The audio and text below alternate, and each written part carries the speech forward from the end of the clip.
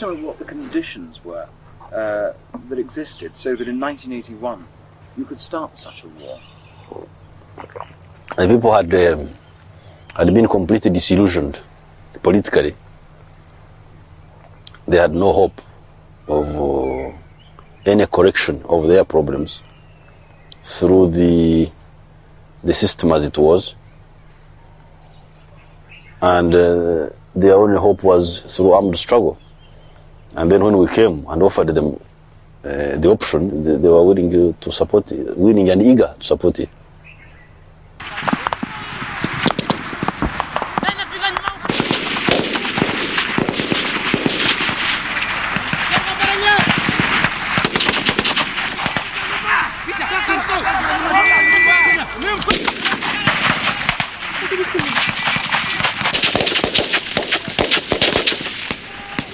At the moment we're with the NRA approaching Mbale, which is the first major town in the north of Uganda.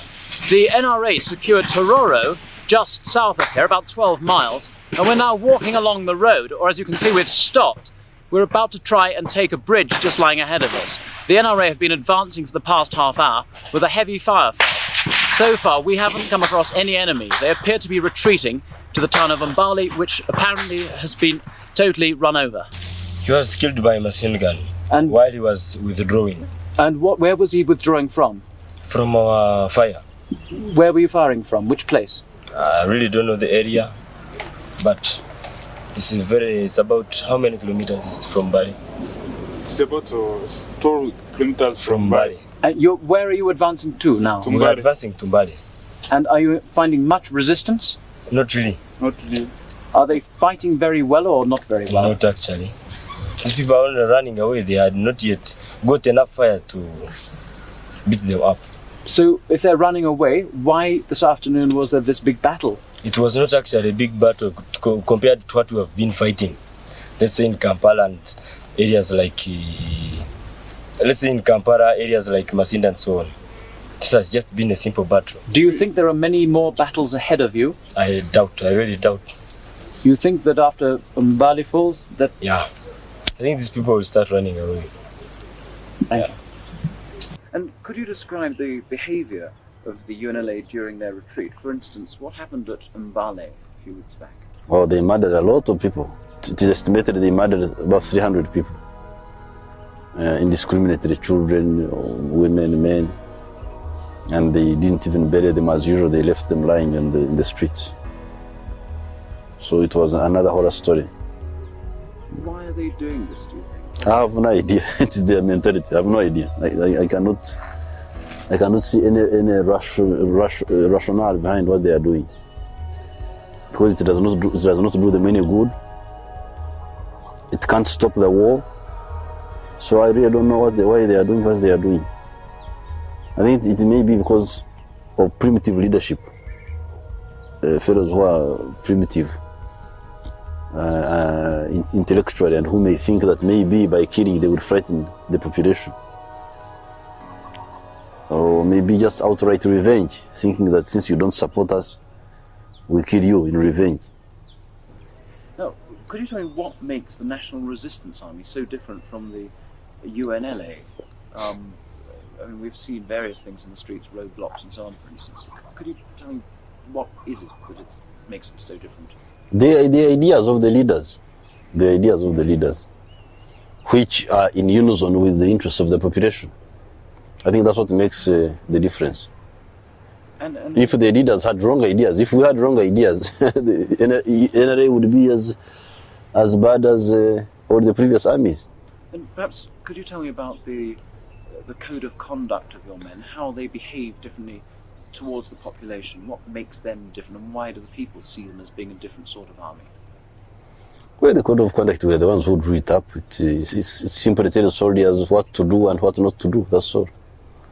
It's an ordinary code, but in our circumstances it is extraordinary because things have been not working properly. But otherwise it's a normal code. Don't do this, don't do that, don't kill people, don't rob them, that's all. Simple. Do many Northerners living in Bantu areas fear for their lives at the moment? Is there much fear? At this moment, I would say a few percentage maybe still do fear for their lives, because they're not quite sure of what is going on. They're not quite sure if they can trust Museveni's army. They feel that maybe they would turn against them if they cannot get through to Gulu. They feel as if maybe they would come back and kill all of them. But from what you've seen of the NRA, do you think that's a possibility? No, I don't think that is a possibility. I feel that the NRA have started out in the right direction, because I have not seen them do anything, and I have not seen them bring any harm to the Choli civilians that are in the areas that they have dominated.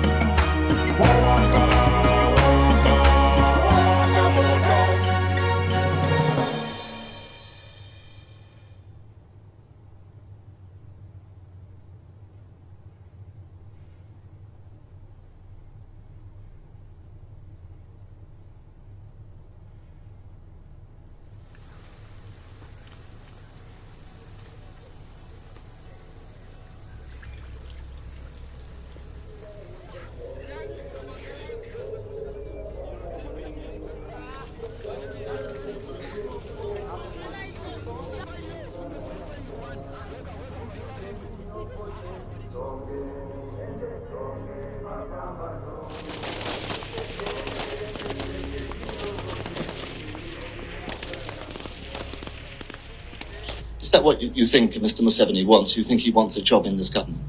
It is not me who brought that question, it's you. It's you who brought that question, that why should I talk to Museveni? I said it's not a personal matter as far as I'm concerned. But what do you think Yoweri Museveni wants through fighting? What is he after? I don't know. If I knew, I would be very happy, because I really don't know. Museveni was a member of the military commission. He was number 2 in the military commission. He and the rest of the members of the military commission organized elections. And soon after elections, he decided to fight. And he hasn't progressed very much. In his own area where he was born, he's not effective, he's not known, and he's a refugee himself in another part of Uganda. So I really don't know what he wants. Whatever the wrongs of his case, wouldn't it save a lot of life and a lot of money to talk to him? I told you it is not a personal matter. Why do you think Museveni is all that important in this country? So far, President Obote has refused to hold talks with the NRM. If he were to change his mind, would you be prepared to negotiate with him? We can negotiate with anybody, even with the devil, for the sake of Uganda. Because if it is cheaper to talk with, we are talking with all sorts of people. We talk with Foster, this man of Bota of South Africa. Samara Machel has been talking to him. We talk to all sorts of people. If Obote wants to cheapen the cost of the war by talking, then we can talk to him. What matters is what would we talk about. I think that's what is more important, the content of the negotiations. Exactly. Do you believe that you could actually achieve your aims through negotiations? We may or may not. It depends on how weak Obote is. If we have weakened Obote sufficiently to be able to force him to do what we want, it can be done through negotiations, and that will save that amount of blood that would be shed to ensure a complete overthrow of Obote. Uganda made substantial progress between 1982 and 1985, but its human rights situation worsened. Mr. Obote was unable to control the military. In 1984, reports of atrocities by Mr. Obote's troops increased. The military waged an increasingly violent campaign against the National Resistance Army, led by former Defense Minister Yoweri Museveni. Thousands of civilians were slaughtered by government troops. Now, as we've said before, you do go and see the parishioners that you've got left, that's some 5,000 of them. What sort of support do they have for the guerrillas? I mean, are they supporting the guerrillas actively, or are they scared of them, or how exactly do they feel about the NRA? And how do they feel about the army, come to that? They have come to get a difference. You know, the NRA is not killing them, is not harassing them, and they try to explain to them why there is a war. But the others, when they come, they simply kill because they say, those who are staying in here, who stayed in here, whereas the others have run away. You are supporting the guerrillas, then they are being harassed by the government forces. So that's why they have a better feeling for the guerrillas, because they think these ones are fighting for us. And even many of their sons are soldiers in the NRA. Are you receiving any sort of external support? Supply of weapons or munitions, for example? No, we are not getting any external supplies of weapons. If we were doing that, this war would have been over long ago. Nemi, you're an Acholi. Tell me, what fears do the Acholis have of this situation where the NRA are moving into their lands? What's their big worry? I would think that their big worry is that they don't want to be dominated by the Bantus. They feel that, you know, throughout in the past, the Acholis have suffered too much. A lot of them have been killed during Amin's time, and up to now, they still would like to be on top, and so it seems as if they can't. They can't come together to an understanding of their differences. And why should they fear the Bantus? Why should the Acholis worry about the Bantus? Well, throughout history, you know, there've been a lot of tribal warfare, and now that this country is a nation, they feel as if, you know, they are, should I say, the rightful owners to the seat. Each one has this dislike against, you know, their neighbor because of differences in language and tradition. Do you think that the Acholis will be able to share power, though, with the Bantus or the NRM? I think that, yes, they would be able to share power if only they could come to an understanding of one another to see what Uganda really needs, instead of, you know, fighting one another and disagreeing, or one tribe dominating the whole country. They should try to share, you know, the power within the country. Is there perhaps also a danger then of a Bantu backlash? I mean, certainly when we were with your forces when they moved towards Mbale, the places that have been newly liberated, and many of the people there who were predominantly Bantu people were saying, well, it's about time that these Nilotics were taught a lesson. So if the trouble isn't coming from the Nilotics, perhaps it could come from the Bantu people. Who will teach them a lesson? We won't allow it. We won't allow it. Who will teach them a lesson? Anybody who tries to teach the Nilotic people a lesson will learn a lesson from us. So, what most people don't understand is when you have a common burden, all of us, it doesn't matter whether we're what age, what religion, what tribe, but if there is a big burden above us all, we all bind together. We bind together so strongly, you wouldn't tell one from the other. Do you believe that you have the capacity to win this war in the near future? very much so. Very much so. Even now we can kick Obote out of Kampala. Even now we can kick Obote out of Kampala. But we shall invite a lot of problems. So we need more preparation so that if we kick Obote out of Kampala, we are able to control the whole country. What are your problems at the moment? Well, we need to do more organization, more preparation, more weapons, more manpower, which is trained and well led, because having trained people who are not properly led is a problem. And we do not want to get in the same situation as Obote is in now. The bottom line is that the liberation forces to liberate people, the people of Uganda, the region and Africa, so that people can be free to do their thing in peace, express themselves without fear. That is the only way communities can grow. If we are all terrorized and hiding in the forests and under our beds, we cannot think, we cannot grow. So this is what was infused into us. It's what we infused into those that came after us. And we hope that they will infuse it to those that will come after them, so that we can make sure this shield stays to protect our people from strength to strength.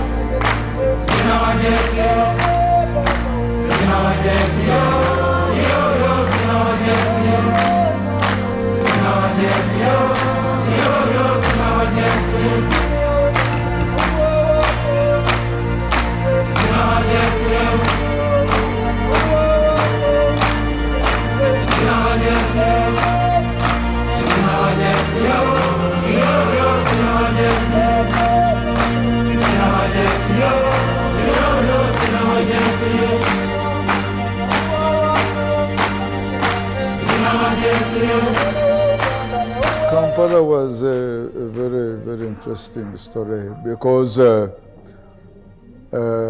have a recollection. We were the chairman of the High Command and had invited us for a planning group to plan the final assault on Kampala.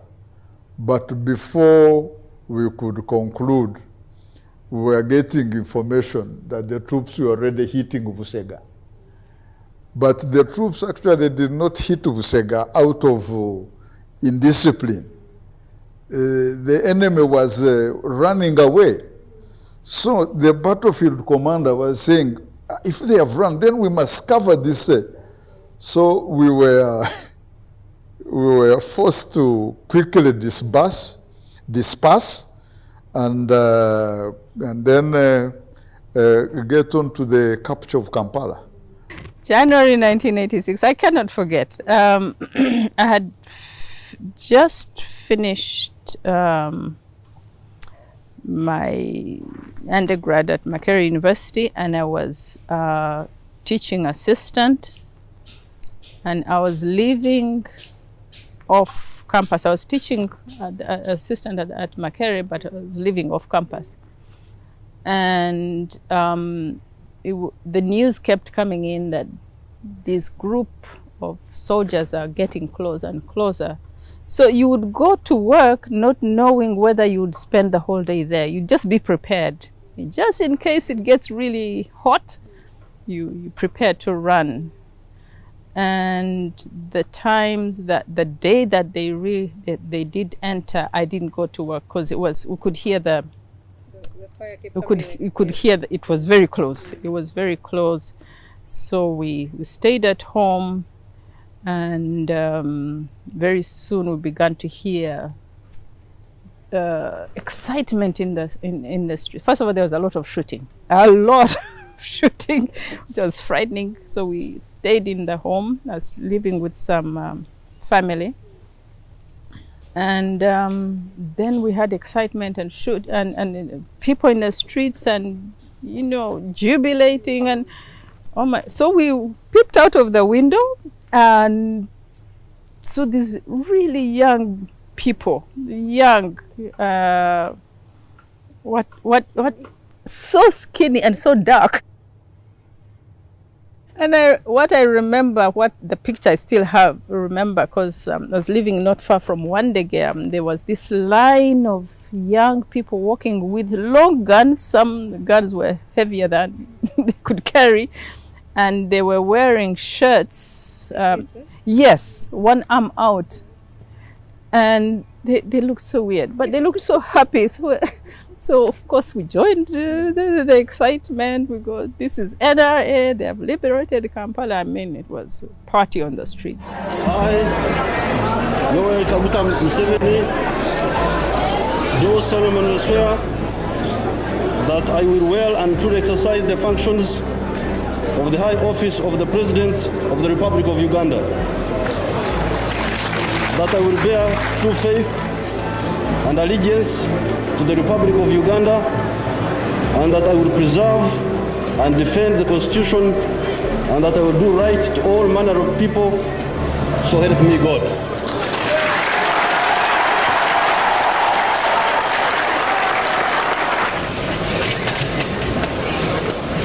I don't want to say much today, except to make a few points. One, nobody should think that what is happening today, or what has been happening in the last few days, is a mere change of guards. This is not a mere change of guards. I think this is a fundamental change in the politics of our country.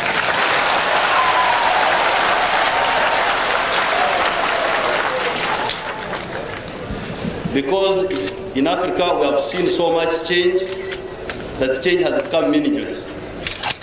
It's no longer change but merely turmoil. This group getting rid of that group, and that group doing worse than the group it got rid of. Now, please, I do not count us in that category of people. The National Resistance Movement, I think, is a clear-headed movement with clear objectives and with good membership.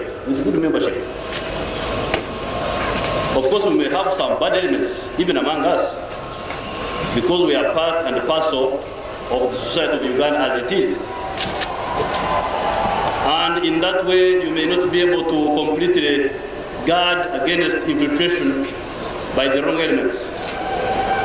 But since it is the deliberate policy of our movement to ensure that we uplift the quality of the politics of our country, I think it makes a very big difference from the situation in which we were, where the very people in power were they themselves encouraging evil instead of trying to combat evil. I think this is a slightly different situation. You may not be familiar with our program because it has been mainly in the bush, where many of you did not have access. And I cannot go through it in this ceremony, but I can just point out a few salient points in our program. Point number one on our program is the restoration of democracy.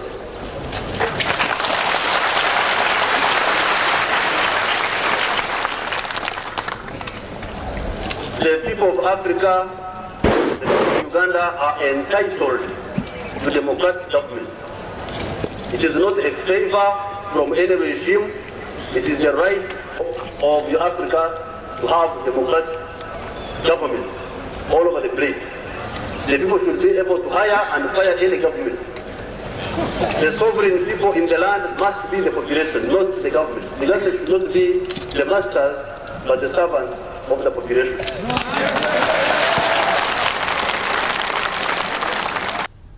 From your knowledge of past governments, you've been here a couple of years and I have seen, this is the third government I believe that you've seen.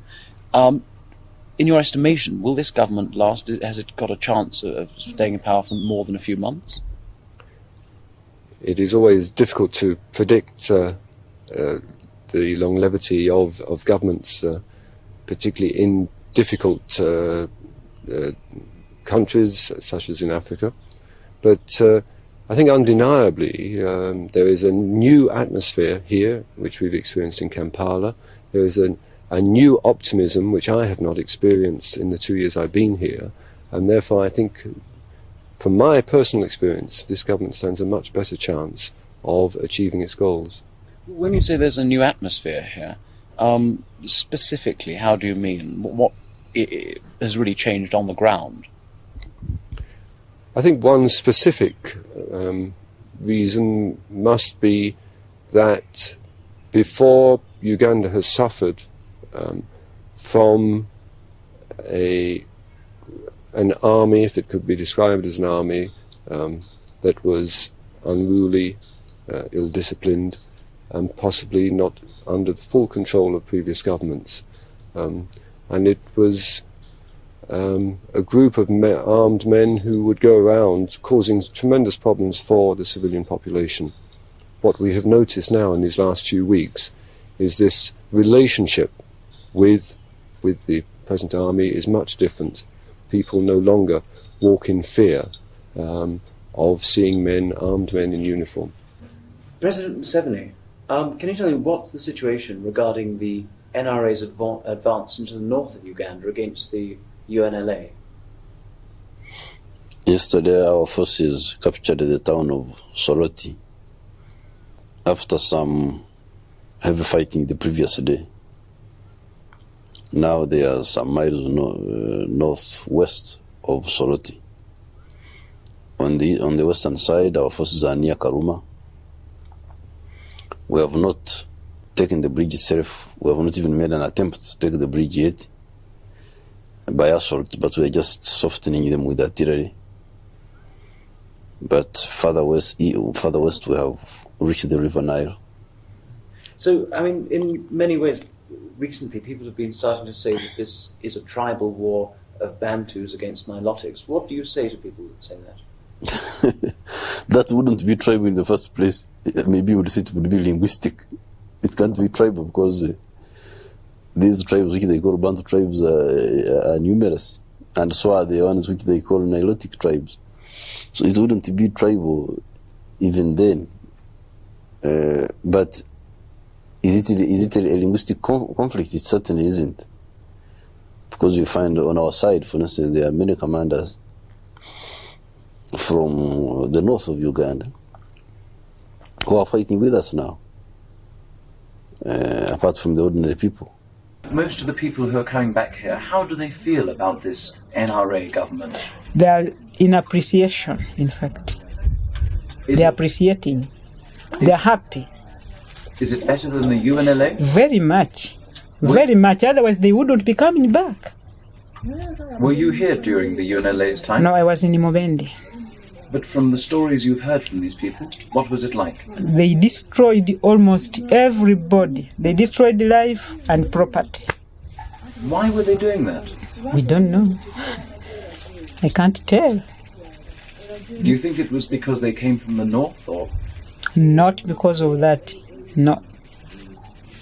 I think they had poor leading, which brought poor violence to them. The next bit of fight was in Gulu. I remember I was instructed to detach, I think, 100 or 200 soldiers from my unit to reinforce Gulu. And then when Gulu was captured, we linked up in Pakwach and continued through to Arua. But war is war, combat is combat. It's good once you have dislodged the enemy, but also get injuries, you get casualties. And yeah. There will be some challenges, but I'm sure they will be overcome. There will be challenges, remnants of sections trying to perpetuate the sectarian politics. But that one, those I'm sure we shall defeat them. There could be attempts at foreign interference by interests which are afraid of this new experiment, of this new phenomenon. I wouldn't even say call it experiment. I think it is a phenomenon on the African scene. It's a historical phenomenon, which is a direct result of recent African history. So some interests which are frightened by this may try to interfere in our affairs, and we shall struggle against them. And in the end, I'm definitely sure we shall emerge on top of these problems. Some problems en route, of course. What are your greatest hopes for the future? What is hope for the future is to build a united Uganda, which is prosperous as far as industry and agriculture are concerned, and which has got a balanced economy, and in partnership with the other East African countries in order to exploit the big market of East and Central Africa.